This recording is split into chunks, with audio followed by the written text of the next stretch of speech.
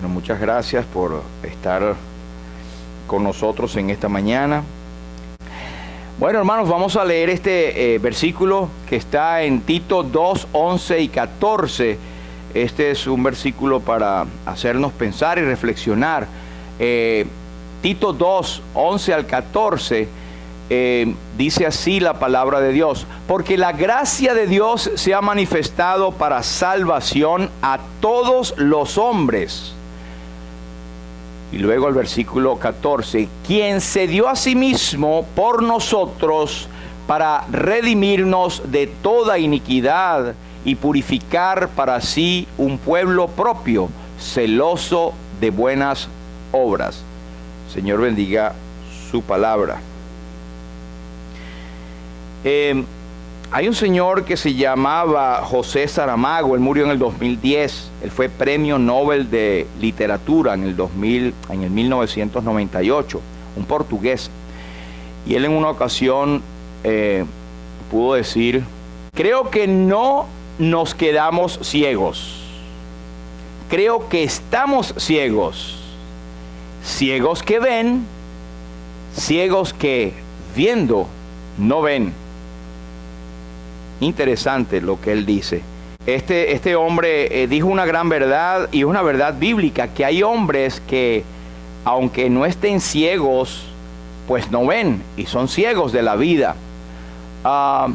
El próximo versículo nos habla en 1 Juan 2 y 11, y el apóstol Juan es ahora que, inspirado por el Espíritu Santo, él dice: pero el que aborrece a su hermano está en tinieblas, y anda en tinieblas, y no sabe a dónde va, porque las tinieblas le han cegado los ojos. Wow. Es decir, que hay una condición, y él está hablando a hermanos. Recuerden que la primera epístola del apóstol Juan es dirigida a creyentes. Él dice hijitos, él dice los que han nacido de Dios, somos de Dios, está hablando a creyentes. Pero él dice que hay posibilidad de que un hermano aborrezca a un hermano, a otro hermano. Y cuando eso ocurre, él dice, parece que no es de Dios. No puede ser de Dios que un hermano aborrezca a otro hermano. Pero si es así, él está en tinieblas. Él está en tinieblas y no sabe a dónde va, porque las tinieblas le han cegado los ojos. Yo me atrevo a decir que esta es la posibilidad de una persona que, llamándose hermana o hermano, aborrece a su hermano, pues entonces está ciego y no ha sido iluminado por Jesús, que es la luz del mundo. Porque esto no puede ser. Es una condición que no puede existir. Segunda de Pedro, otro apóstol, pudo decir en su segunda carta, el capítulo 1, el versículo 9, él dice: pero el que no tiene estas cosas, y él se refiere a estas cosas, cuando usted ve ese contexto, a la fidelidad, a la pureza, a la fe, y él dice, tiene la vista muy corta, es ciego y ha olvidado la purificación de sus antiguos pecados. Entonces, un hermano en Cristo, pero si no pone en práctica lo que usted va a leer después allí en su casa, el contexto del capítulo 9, todas estas cosas, la piedad, la fe, hay que ponerla en práctica como creyentes. Si no lo hacemos, entonces tenemos la vista cortica. En la parte médica, Pedro no está acá, pero es la miopía. Somos miopes, no vemos más de lo que está aquí, porque hemos olvidado inclusive la purificación de nuestros pecados. Así que es interesante ver cómo en la Biblia nos habla de la ceguera, y ceguera del inconverso, también la ceguera de los hermanos en Cristo. Nosotros podemos estar cegados. Usted ha leído en las noticias, en un arrebato y cegado por el celo, pues arremetió contra tal y tal, y hubo un crimen porque se cegó. O usted mismo: no, yo estaba cegado, no pude ver eso, o estaba tan molesto que estaba cegado. ¿Le ha pasado? Esas son cosas que ocurren aún en la vida real, y el inconverso o el mundo secular lo conoce también, que la persona queda cegada. Pero yo quiero leer con ustedes un capítulo que tiene varios versículos, y quiero que ahora sí me acompañen, y podemos hacer bien en levantarnos si usted tiene a bien hacerlo. Es por reverencia a la palabra de Dios. Está en San Juan capítulo 9. Esta es una escritura conocida de uno de los milagros del Señor Jesucristo. el Evangelio según San Juan, capítulo 9,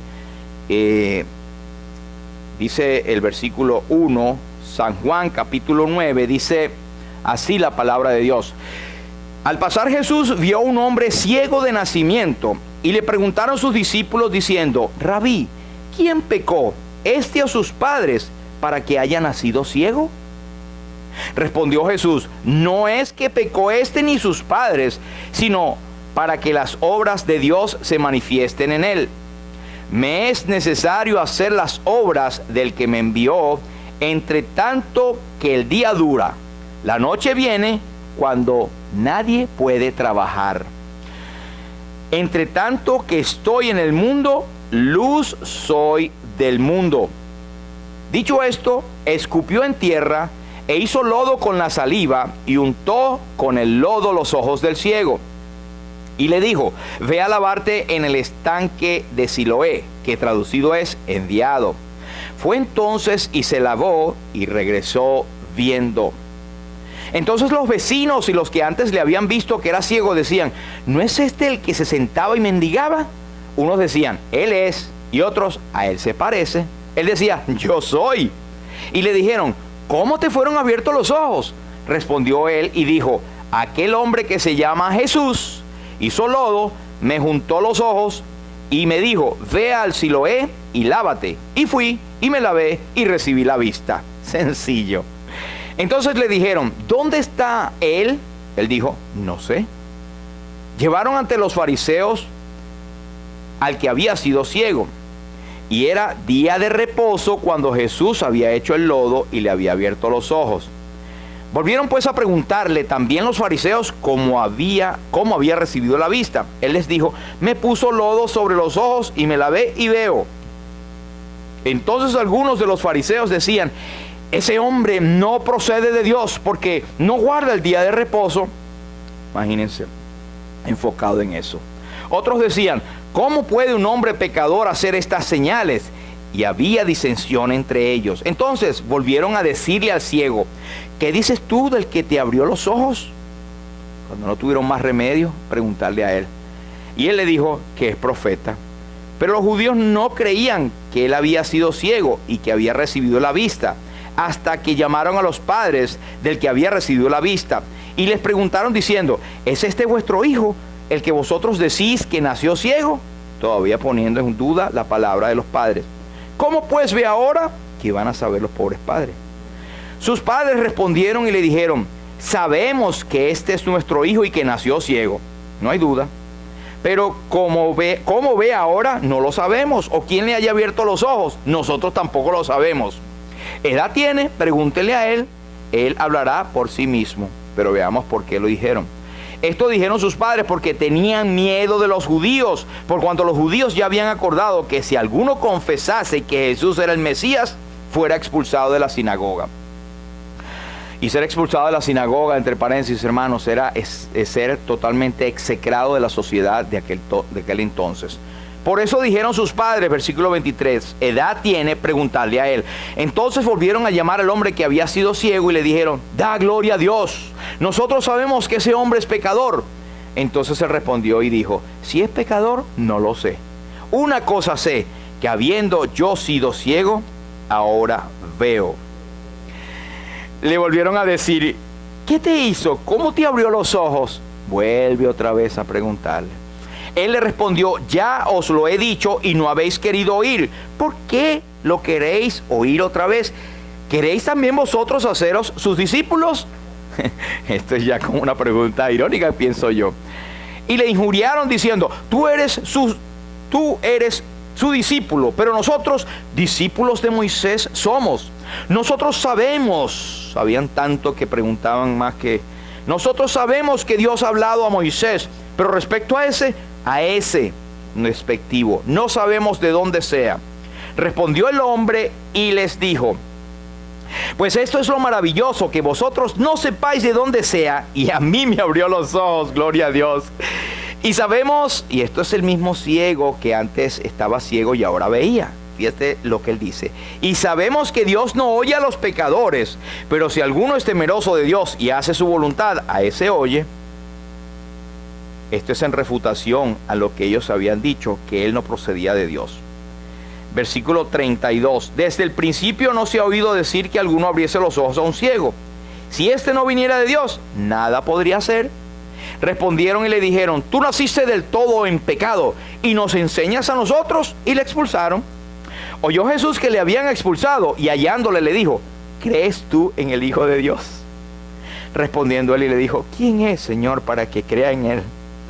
Le dijo: pues le has visto, el que habla contigo es. Él le dijo: creo, Señor, y le adoró. Jesús dijo: para juicio he venido yo a este mundo, para que los que no ven, vean, y los que vean, sean cegados. Entonces algunos de los fariseos que estaban con él al oír esto le dijeron: ¿acaso nosotros también somos ciegos? Jesús le dijo: si fuerais ciegos, no tendrías pecado. Mas ahora, porque decís, vemos, vuestro pecado permanece. Hasta aquí, el Señor bendiga su palabra. Es una lectura larga, pero extremadamente interesante lo que el Espíritu Santo me habló a mí y lo que quisiera yo compartir con ustedes en esta mañana. Según de Corintios capítulo 4 nos dice el apóstol Pablo: el Dios de este siglo cegó el entendimiento de los incrédulos para que no les resplandezca la luz del evangelio de la gloria de Cristo, el cual es la imagen de Dios. Esto es un hecho que el enemigo, su función es apartar la visión física, pero más espiritual, para que personas no lleguen a ver la gloria de Cristo. Y saben que en este capítulo es extremadamente lleno de enseñanzas para nosotros. Es una joya, una preciosura en uno de los milagros del Señor, que es nada más mencionado aquí en San Juan. Pero yo veo por lo menos 6 tipos de ciegos aquí, y se los nombro. El primero, el versículo 1, un hombre ciego de nacimiento. Ese es el protagonista, ¿verdad? El recipiente del milagro, un hombre físicamente ciego de nacimiento. Pero hay unos segundos ciegos, ¿saben quiénes son? Versículo 2, le preguntaron sus discípulos: Rabí, ¿quién pecó, esto y sus padres, para que haya nacido ciego? Otros ciegos más. Versículo 8, entonces los vecinos y los que antes le habían visto que era ciego decían: ¿no es este el que sentaba y mendigaba? Otros ciegos más también. Otros ciegos que encontramos están en el versículo 16 y 18. 16 dice: algunos de los fariseos decían: este hombre no procede de Dios porque no guarda la ley. Versículo 18, pero los judíos no creían que él había sido ciego y que habían recibido la vista. Y el versículo 40 dice: algunos de los fariseos que estaban con él decía: ¿acaso somos nosotros también ciegos? Sí, eran ciegos. Ahí tenemos entonces el tercer grupo, o el cuarto grupo, perdón, de los fariseos ciegos. Y también hay otros ciegos. Vea el versículo 20. Sus padres respondieron y dijeron: sabemos que este es nuestro hijo y que nació ciego. Versículo 22. Esto dijeron sus padres porque tenían miedo de los judíos. Eran ciegos. En vez de enfrentar y dar gloria a Dios por el Señor Jesucristo, quien había sido el benefactor, el Salvador, tenían miedo, estaban ciegos. Pero hay unos últimos ciegos. ¿Saben quiénes somos? Nosotros. Y vamos a ver por qué. Pero aquí, sumamente interesante, vamos a hablar, no puedo hablar de todos, pero voy a hablar por lo menos de el primero, los discípulos. Ellos preguntan en el versículo 2, Rabí, ¿quién pecó, este o sus padres, para que haya nacido ciego? En una ocasión el Señor le dijo a los fariseos: erráis ignorando las Escrituras. Y esto se aplica hoy en día a los discípulos y se aplica a nosotros muchas veces, porque hacemos conjeturas y nuestra visión está cegada muchas veces porque no leemos la Biblia. Erramos o fallamos el blanco, no damos testimonio propiamente, no hacemos la voluntad de Dios porque ignoramos las Escrituras. Ellos le preguntan: Rabí, ¿quién pecó? ¿Quién pecó? ¿Este o sus padres? ¿Y cuál es realmente la ceguedad que ellos tienen acá? Pues ellos fallaron en ver a los demás, en este caso al ciego, como Jesús lo veía. Si ellos estuvieran en la misma sintonía del Señor Jesús, hubieran dicho: Señor, ¿por qué no sanas a ese ciego? Pobrecito, mira, mendigando, nació ciego, es una carga para sus padres, es un desechado de la humanidad y de la población y de los judíos y todo. ¿Por qué no le sanas? No, ellos estaban interesados: maestro, mira, en esa calamidad, ¿quién sería el que pecó? O sea, es una falta de sensibilidad, quise decir, una falta de espiritualidad, una falta de caridad. Es como que una falta de compasión. No lo vieron como Jesús lo vio. Si esta calamidad se debía a un pecado del propio ciego de sus padres, ¿qué les importaba a ellos? Y yo quiero adelantarme un poco para preguntarme a mí mismo: nosotros, ¿cómo vemos a los demás? ¿Cómo vemos al mundo? ¿Cómo vemos a los inconversos? ¿Cómo vemos a nuestros vecinos? Ay, vemos al vecino este chismoso, la vieja chismosa, o vemos a este jefe que lo tengo hasta aquí, que no lo aguanto. Menos mal que soy cristiano porque me contengo para no darle un golpe. ¿Qué sé yo? Vemos a la humanidad como el enemigo lo vería. El Señor Jesucristo en una ocasión vio la multitud que habían venido porque tenían hambre cuando alimentó la primera vez a los 5,000. Y Él decía, y veía a la multitud y tuvo compasión de ellas porque les veían como ovejas que no tenían pastor. ¿Vemos nosotros la humanidad con la misma compasión? Y son preguntas que hago. ¿Oramos por la salvación de nuestros familiares, de nuestros vecinos, de nuestros compañeros de trabajo todo el tiempo? ¿Estamos dispuestos a servir o a ser servidos? ¿Estamos dispuestos a caer en teologías y en discusiones teológicas mientras las almas se están perdiendo? Hermano, esto ocurre. Nos cegamos y estamos más interesados en la letra que en el espíritu de la palabra. Muchas veces hay de todo tipo de ceguera. Usted sabe que es así. El Señor nos libre de esto, hermanos, pero muchas veces estamos fallando en ver como Jesús ve a la humanidad y no estamos orando por ellos. ¿Sabe qué dice 2 Corintios 5:20? Que nosotros somos embajadores en nombre de Cristo, como si Dios rogase por nosotros. Os rogamos en nombre de Cristo, reconciliados con Dios. Somos embajadores. Usted se ha visto a sí mismo como un embajador o una embajadora. De que representamos a Cristo. Somos un pedacito del cielo, porque una embajada es una representación del país del cual tú eres embajador.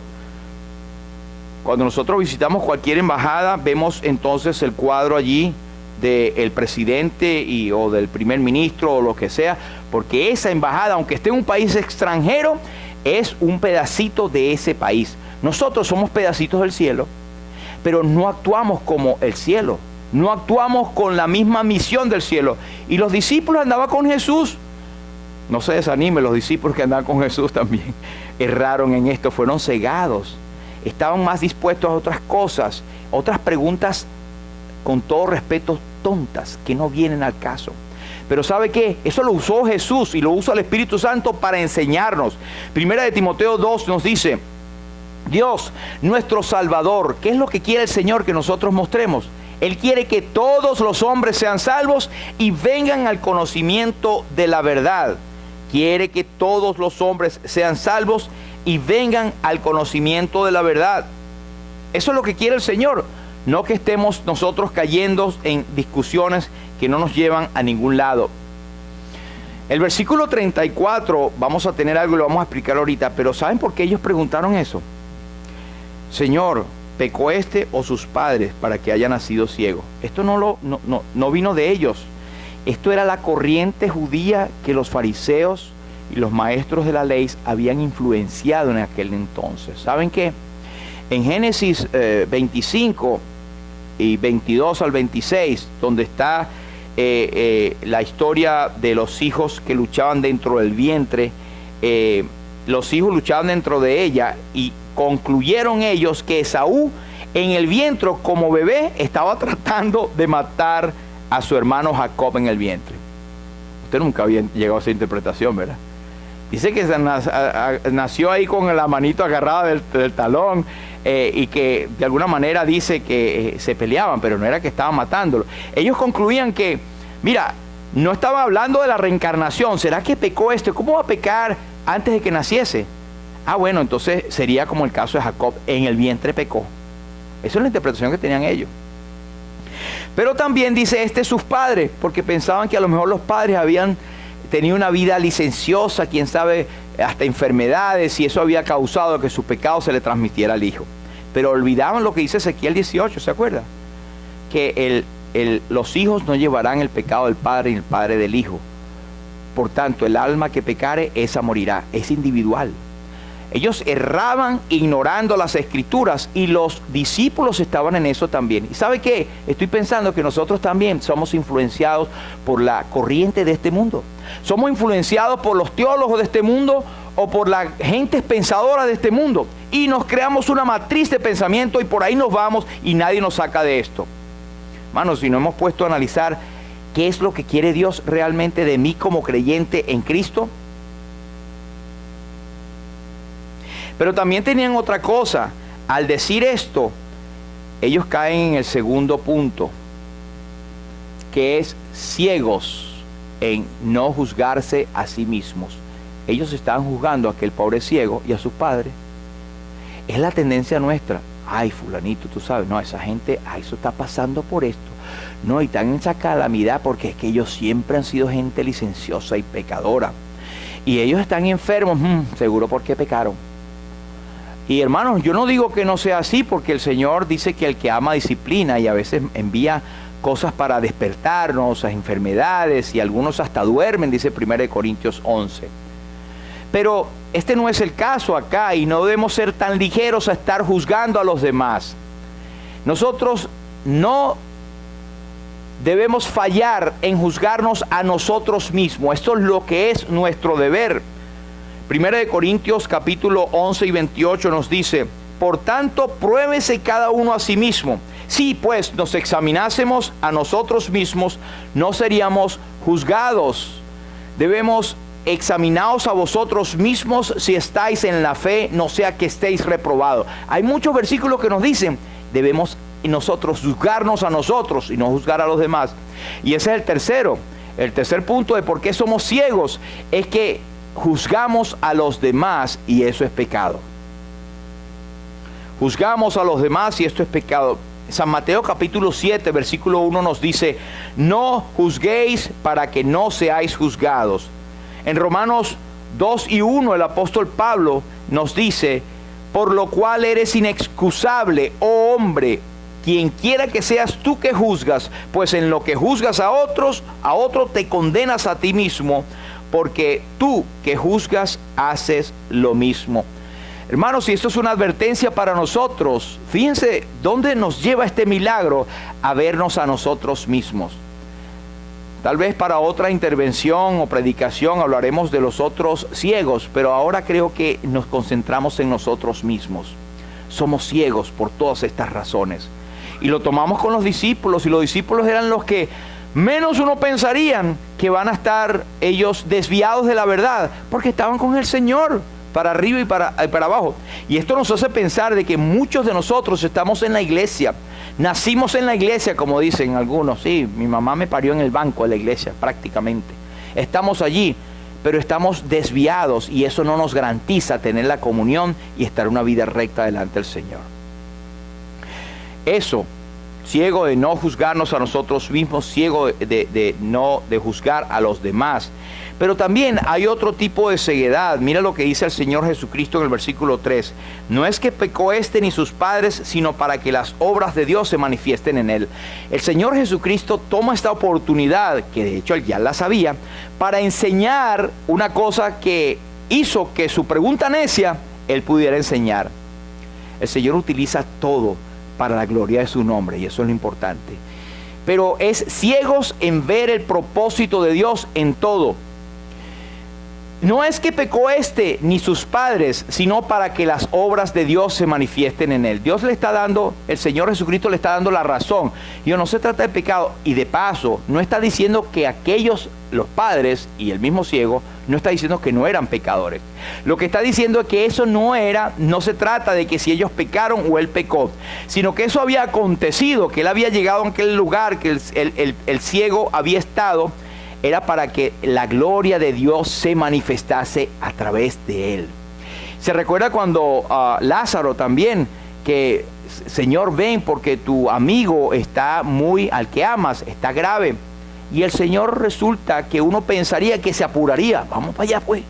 El Señor se quedó todavía 3 días más por allí. Cuando llegó, no te apures. Tu hermano, tu amigo, al que amas, ya duerme, ya murió. El Señor dijo, esta enfermedad no es para muerte, sino para la gloria de Dios. Entonces ellos fallaron, hermanos, y esto nos pasa a nosotros muchas veces. Nosotros estamos ciegos en ver el propósito de Dios en los que nos pasa. Mire, cuántas cosas no ocurren. Alguien decía poéticamente, por ahí me gustó, dice que los propósitos de Dios son libros demasiado gruesos, que tienes que revisar demasiadas páginas para darte cuenta por qué suceden cosas. En otras palabras, es imposible de verlo. Hay cosas que nosotros sabemos por qué, al final Dios nos lo muestra, pero la fe es la que nos hace saber que sabemos que a todos los que aman a Dios, todas las cosas les ayudan a bien. Entonces, cualquier situación que nos ocurra, hermanos, perdemos, en mi caso, pierdo un avión, o a algunos se le va una goma en la carretera, o algunos llega tarde. Como les he contado, yo he tenido esa experiencia personalmente. Se me ha dañado el carro una vez que venía a la universidad y estaba tardísimo. Yo salía a las 10:45, que era la hora más tarde. Entonces en la autopista tuve un accidente menor, pero un accidente, una tontería, por una bolsa que yo ponía en la parte de atrás del Volkswagen para que no se mojara la distribución, y se enredó, se me olvidó quitarlo. Pero lo cierto es que me paré en la autopista y empecé a decir al Señor, Señor, ¿por qué pasa esto? En plena autopista, en el elevado, allí en esa oscuridad, porque no hay tantas luces como hay aquí. Y tuve mi tiempo y me tardé, porque yo estaba contando el tiempo, me tardé 30 minutos. Cuando lo puse de vuelta pude arrancar, enfilo a mi casa, y cuando llego a la recta final donde está el puente Firestone, ¿verdad? Por allí veo una tremenda cola larga, una fila de carros a esa hora, bien llamativo, y luces y cuestiones. Bueno, cuando uno siempre pregunta a los curiosos que se bajan, porque allá se bajan para ver qué pasó, entonces tú le preguntas al que pasa en plena autopista, y me dijo, no, es que hace como 20 o 30 minutos un camión se cayó del puente y le cayó a varios carros y hay un accidente y muchas muertes. ¡Wow! Le dije, Señor, gracias por la bolsita. Nada más ahí me di cuenta, por la experiencia, cómo Dios actúa en cosas. Gente que relata cuando el 911, que el carro se le dañó, que se devolvieron porque se les reventó el pantalón, o alguna la falda se les rompió, miles de cosas que no llegaron al World Trade Center, y ese día hubo la tragedia que conocemos. Hermanos, tenemos que darle gracias a Dios por los detalles de nuestras vidas, porque Dios está actuando delante de eso. Y Él le dijo a ellos, no es que pecó esto y tus padres, es decir, no busques donde no se te ha perdido, pero ten el pensamiento del Señor. Fíjense, cuando el Señor le dijo a Pedro, mejor dicho, Pedro le dijo al Señor, Señor, que no vayas a Jerusalén para que esto no te acontezca. Era una voz de ternura y de advertir y de cuidar que su maestro no fuera a la cruz. Pero estaba totalmente, aunque sonaba cristiano, evangélico, estaba totalmente errado, porque el propósito, Jesús le había dicho, es necesario. Él estaba errando las escrituras y él se dejó usar por el diablo. Y él le dijo, apártate de mí, Satanás. ¿Y sabe cuál fue la razón?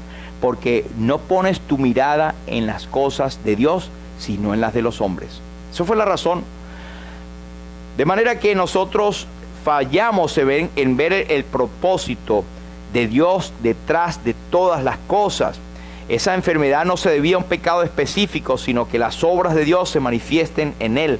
Lejos de ser una manifestación de pena, esa enfermedad era para la gloria de Dios.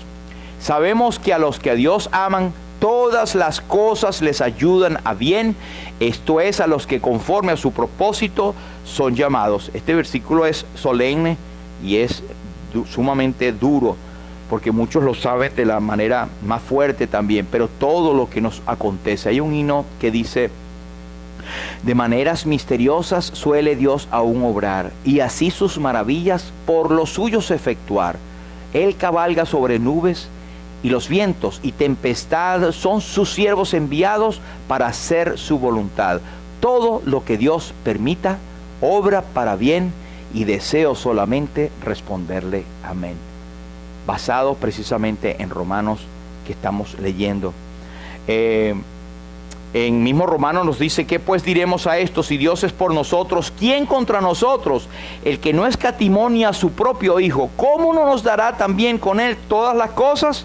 Y Pedro nos dice en su primera carta, capítulo 1, versículo 2, él dice: amados míos, tened por sumo gozo cuando os halléis en diversas pruebas, sabiendo que la prueba de vuestra fe produce paciencia. Aún las pruebas y las tribulaciones tienen un propósito. No seamos ciegos, hermanos, en ver esto. Quinta ceguera: ciegos en ver que nuestro tiempo es limitado. Nosotros pensamos que tenemos, cuando estábamos más jóvenes pensamos que tenemos toda la vida por delante. Ay, no me preocupo. Y para los inconversos esto es bien grave, porque la gente dice: yo conozco el Evangelio, y cuando esté más viejito acepto el Evangelio. Y no saben que sus días están contados. No tienen idea. Pero no nos vayamos al inconverso. Vamos a nosotros mismos. El Señor dijo: me es necesario hacer las obras del que me envió, entre tanto que el día dura. Wow, eso es profundo. La noche viene cuando ya nadie puede trabajar. ¿Qué es el día? ¿Qué es la noche? Entre tanto que estoy en el mundo, luz soy del mundo. Eso es para pasar una semana viendo toda la profundidad de lo que Cristo dice ahí. Pero lo primero que vemos es que el Señor tenía un tiempo específico para hacer las obras del Padre. Y Él se alistaba a hacer, iba a caminar, iba y lo hacía. Usted recuerda tantas veces en Juan, que sería interesante hacer ese estudio, le era necesario pasar por Samaria, le era necesario hacer esto. Aquí me es necesario hacer las obras del que me envió. Hermanos, si nosotros fallamos y tenemos la vista muy corta en pensar que nos es necesario hablar y obrar por Cristo, hacer la obra que Él nos ha encomendado. Entonces ya leíamos también en Timoteo, tenemos que hacer la obra de evangelista. Tenemos que cumplir nuestro ministerio, pero a veces pensamos que tenemos mucho tiempo más y nos da flojera y más tarde lo haré, y nos pasan los años.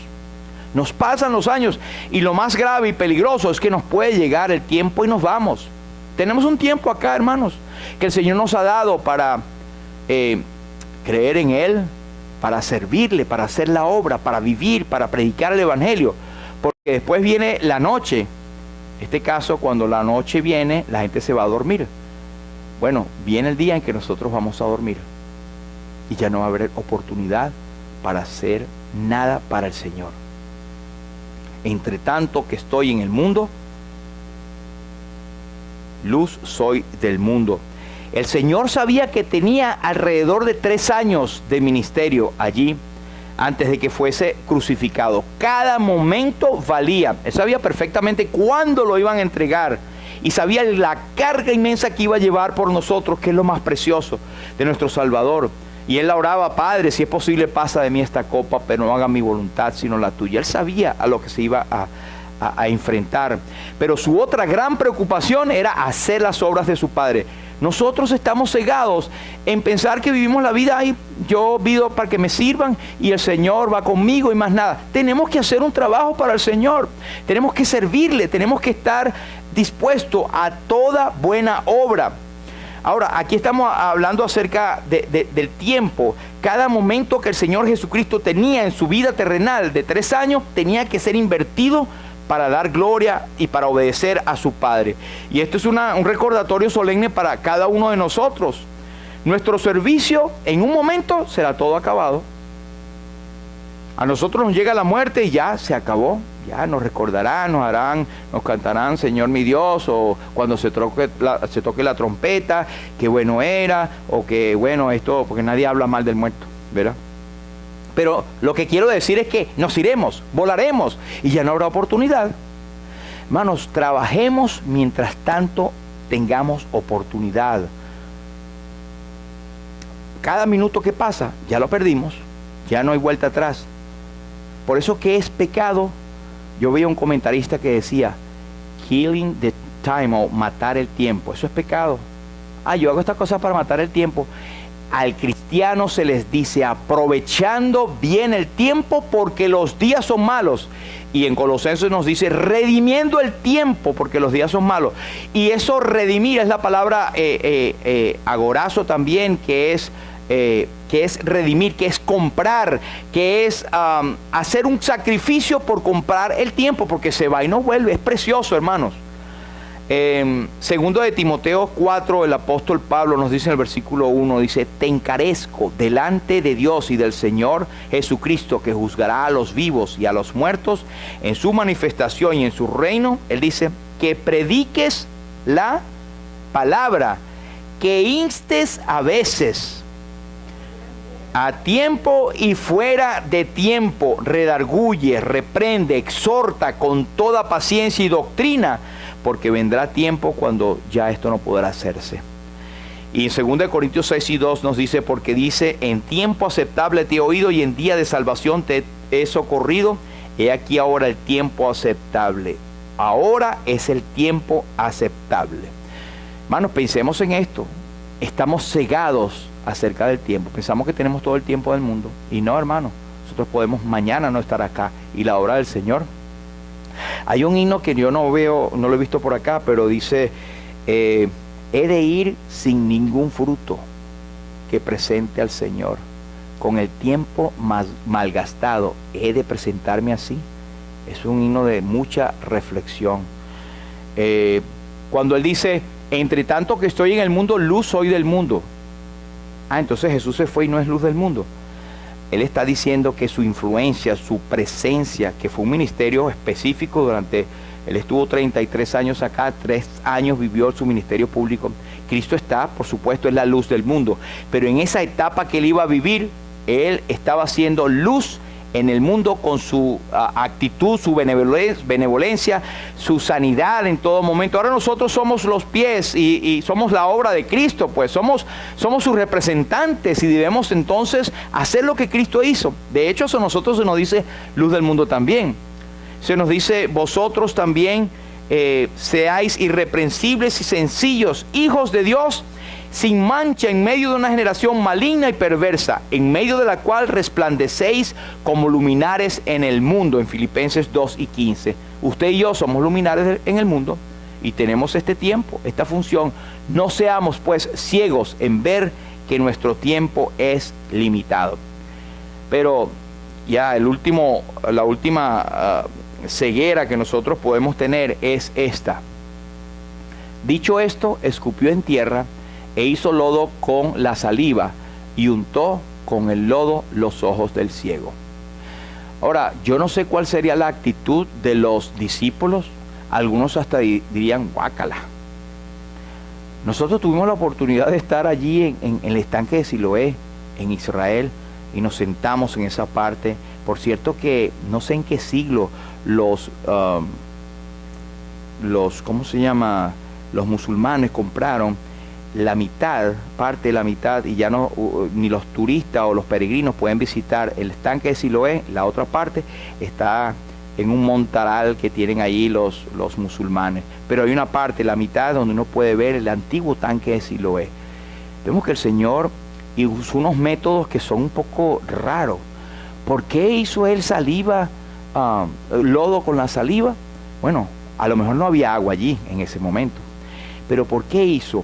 ¿Qué hizo él? Algunos sugieren, fíjense esto, que aquel ciego había nacido, ciego de nacimiento, sin los globos oculares. Y el Señor formó de la tierra y se las puso. Eso es una explicación muy hermosa que va con él como creador, ¿cierto? Él de lo que no hay, hace, porque él es el poderoso, el creador. Pero también hay una cosa que se nos puede nosotros venir a la mente, que el Señor comúnmente empleaba métodos despreciables a los ojos de la gente. Usaba las cosas débiles e insignificantes para obrar sus propósitos. ¿Sabes tú que en la actualidad nosotros somos como hombres y mujeres, como vasos de barro, y Él nos utiliza. ¿Y qué dice la gente? Estos pobres gente que se reúnen allí a alabar a Dios, a levantar la mano, pobres locos. No, y esto predicando el evangelio de un Cristo y que murió y resucitó hace 2000 años, ni lo vieron. Y tantas cosas que hablan de nosotros, porque la palabra de la cruz es locura a los que se pierden. En 2 Corintios 4 y 7 dice, pero tenemos este tesoro en vasos de barro para que la excelencia del poder sea de Dios y no de nosotros. Por esa misma razón, no hay nada en nosotros, hermanos, somos solamente instrumentos de barro donde el Señor ha puesto este tesoro tan grande. Gloria a su nombre. Por eso es que no debería de haber ningún tipo de alabanza, de gloria personal, porque somos instrumentos y nada más.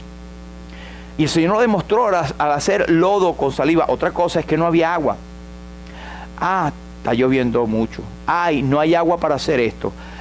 Yo creo que el Señor no va porque no hay transporte. Yo no creo que esa iglesia pueda seguir, o no podemos seguir pagándola, o cualquier cosa, hermano. Nosotros ponemos en duda el poder de Dios, que Él toma las cosas pequeñas, llama a lo que no es como si fuera. Y Él nos utiliza a nosotros como instrumentos que somos indignos en todo momento. 1 Corintios 1 y 27 nos dice, sino que lo necio del mundo escogió Dios, es decir, tú y yo, para avergonzar a los sabios, y lo débil del mundo escogió Dios para avergonzar a los fuertes. Mire algo, cuando aquellos fariseos le preguntan mire, ven acá, ¿quién te sanó? Bueno, yo no sé, yo era ciego, ¿cómo voy a ver aquel? Jesús. Ok. Y vuelven y averiguan y no puede ser. Y de repente viene, ven acá, y tú ¿quién es? Bueno, me parece que es profeta. Que ya está creciendo de nivel. Al final dice, un hombre que procede de Dios. Y al final le adoró. Pero a él le hicieron preguntar muchas veces para ver si él negaba, él tenía su testimonio sencillo. Y a él lo querían humillar. De hecho lo humillaron, lo sacaron, lo expulsaron.